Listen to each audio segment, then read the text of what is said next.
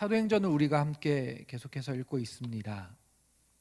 복음서를 메시아로 오신 나사렛 예수의 복된 소식의 이야기를 담고 있다면 우리에게 베푸신 구원의 소식을 말하고 있는 것이 이 복음서라면 사도행전은 그 이후의 이야기를 담고 있습니다. 교회의 이야기라고 말할 수 있겠는데요. 그 중심에는 두 인물이 자리 잡고 있습니다. 바로 베드로와 바울입니다. 그런데 사실 이 안에 흘러가는 더 중요한 사실이 있는데요. 바로 성령께서 일하신다라는 사실입니다. 예수님의 승천으로 시작되는 이 책은 제자들을 가르치고 걸어갈 길들을 보여주시고 메시아이심을 드러내셔서 대속의 십자가의 죽음과 부활까지 행하셔서 그분을 의지하고 따르게 하신 것이 예수님의 길이었습니다. 그런데 그분이 승천하셨다는 말은 그를 따르는 제자들로부터 떠나셨다. 예수님의 부재를 말하고 있는 것입니다. 그렇게 모든 것을 내어버리고 예수님만 따르던 제자들에게 순환을 예고하시고 그들로부터 먼저 떠나셨던 십자가 죽음을 경험한 지 얼마 지나지 않아서 또다시 예수님께서 그들 가운데서 떠나가셨다는 말인 것이죠. 길 되시고 진리 되시고 생명 되신 그분만을 바라보고 그렇게 제자들은 따라갔는데 그분이 떠나셨다는 것은 이 제자들 가운데 엄청난 표류의 문제였을지도 모르겠습니다. 왜냐하면 예수님의 죽으심과 부활 이후에는 이제 그들의 인생에서의 반전이 일어날 것을 기대했고 또 이스라엘의 회복이 도래할 것이라고 생각했기 때문입니다. 그리고 예수님께서 시작하시고 열어놓으신 하나님의 나라가 더욱 굳건히 서고 확장되어 나갈 것이라고 생각했기 때문입니다. 그런데 예수님께서 제자들을 떠나시기 전에 약속하신 말씀 안에 중요한 키포인트가 담겨져 있었습니다. 그 말씀이 바로 사도행전 1장 6절에서 8절까지의 말씀인데요. 제가 읽어보도록 하겠습니다. 그들이 모였을 때에 예수께 여쭈어 이르되 주께서 이스라엘 나라를 회복하심이 이때니까 하니 이르시되 때와 시기는 아버지께서 자기의 권한에 두셨으니 너희가 알 바 아니요 오직 성령이 너희에게 임하시면 너희가 권능을 받고 예루살렘과 온 유대와 사마리아와 땅끝까지 이르러 내 증인이 되리라 하시니라. 아멘. 성령이 너희에게 임하시면 권능을 받고 내 증인이 되리라고 말씀하신 것이죠. 하나님의 아들이신 그리스도 메시아이신 예수님께서 너희들 가운데 내가 떠나지만 하나님의 영 성령께서 너희 가운데 임하실 것이다 말씀하신 것이죠. 그분으로 인해 너희가 권능을 받고 예수 그리스도의 증인이 될 것이다 라고 말씀하고 계신 것입니다. 그러면서 이 성령의 이야기가 권능으로 또 예수님의 증인들의 이야기, 교회의 이야기로 이어져 가는 것이 바로 이 사도행전이라는 말입니다. 오늘 본문의 앞부분에서는 한 주제를 가지고 두 이야기가 등장하고 있는데요. 4장 32절부터 35절까지의 주제를 토대로 두 가지 이야기가 이어집니다. 32절과 32절부터 35절까지를 제가 한번 읽어보도록 하겠습니다. 믿는 무리가 한 마음과 한 뜻이 되어 모든 물건을 서로 통용하고 자기 재물을 조금이라도 자기 것이라 하는 이가 하나도 없더라.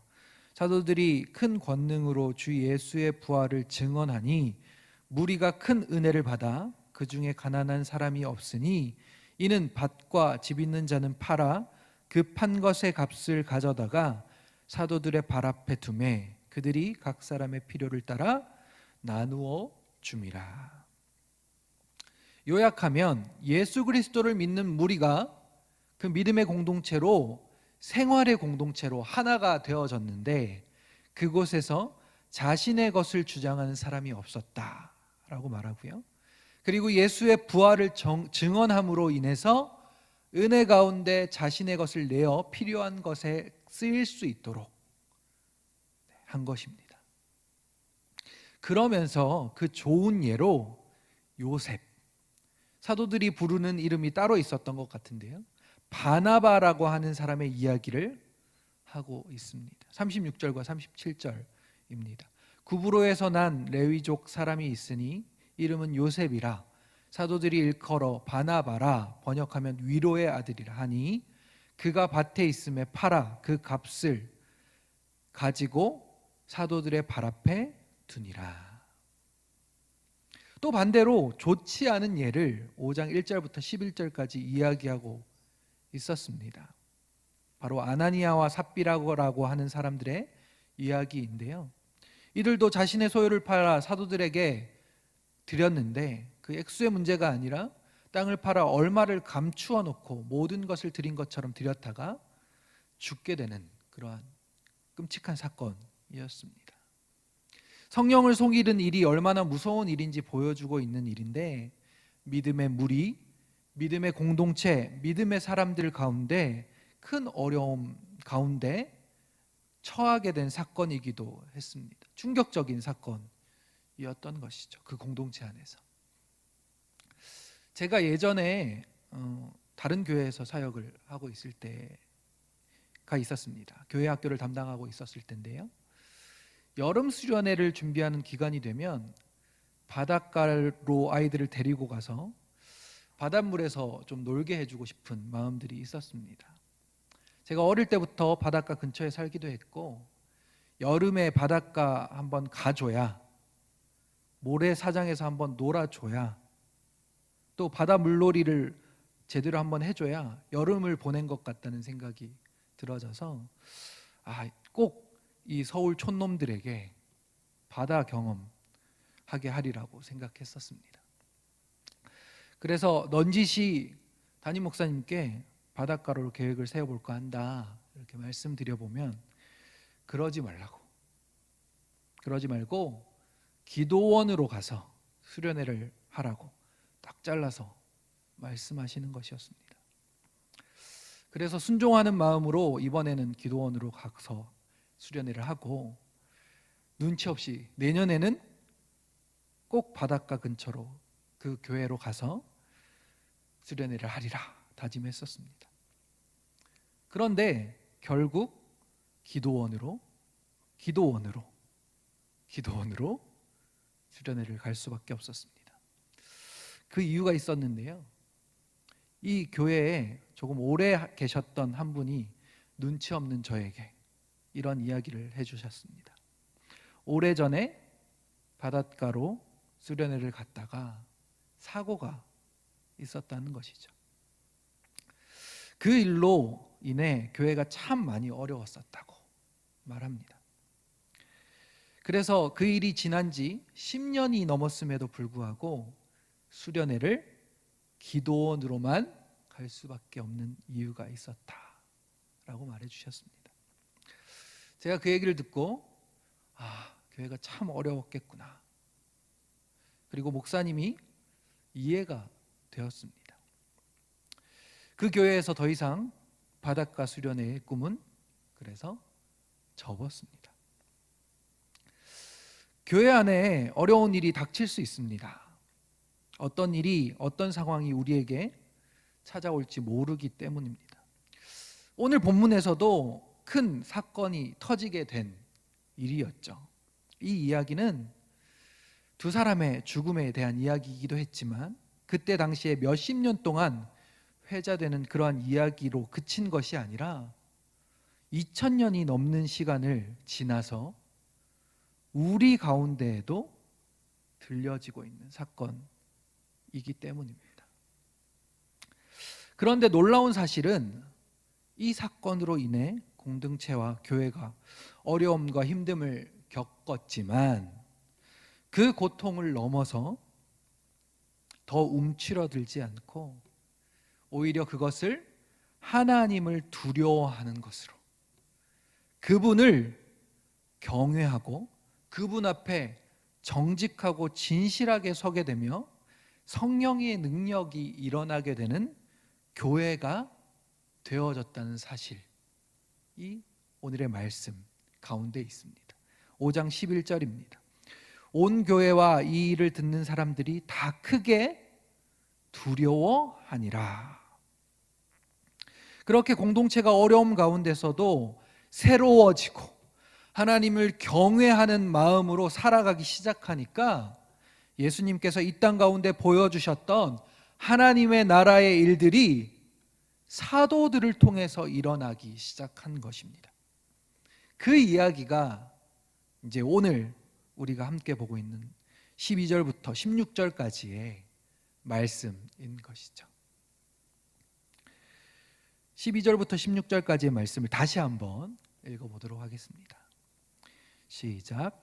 사도들의 손을 통하여 민간의 표적과 기사가 많이 일어나매 믿는 사람이 다 마음을 같이하여 솔로몬 행각에 모이고 그 나머지는 감히 그들과 상종하는 사람이 없으나 백성이 칭송하더라. 믿고 주께로 나오는 자가 더 많으니 남녀의 큰 무리더라.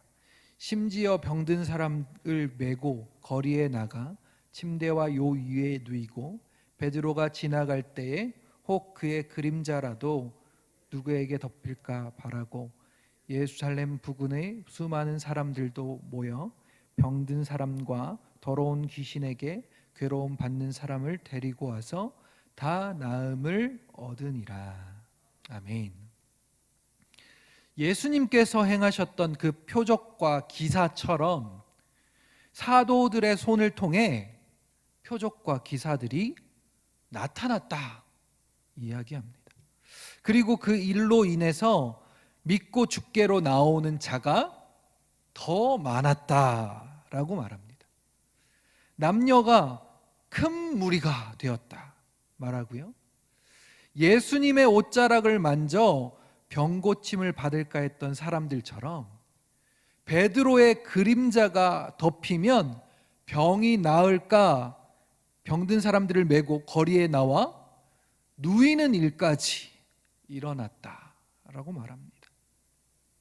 병든 사람, 귀신에게 괴로움을 받는 사람들이 고침을 받게 되는, 평안을 누리게 되는, 하나님 나라를 회복하게 되는 그 귀한 일들이 이 사도들을 통해서, 그 안에 성령의 역사를 통해서 일어나고 있다는 것이죠. 2년이라는 기간 동안 우리가 참 어려운 시기를 지나가고 있습니다. 전 세계적으로 잊지 못할 사건이 지금도 현재 진영으로 지나가고 있죠. 이 고난과 역경 가운데서 예수님의 부재를 우리 가운데 경험하고 바라보는 것이 아니라 성령의 역사하심을 바라볼 수 있게 되기를 원하고 소망합니다. 사건을 통해, 이 큰 사건을 통해 하나님을 경외하고 주님 앞에 진실하고 정직하고 바르게 서는 믿음의 공동체로 서게 되기를 소망합니다. 이제 점점 교회 문이 열리고 주님 앞에 더욱 엎드릴 수 있게 되었는데, 성령께서 충만하게 우리 가운데 임하셔서 우리를 새롭게 하시는 은혜가 일어나는 성령 공동체가 되기를 함께 기도하며 주님 앞에 서게 되기를 간절히 소망합니다.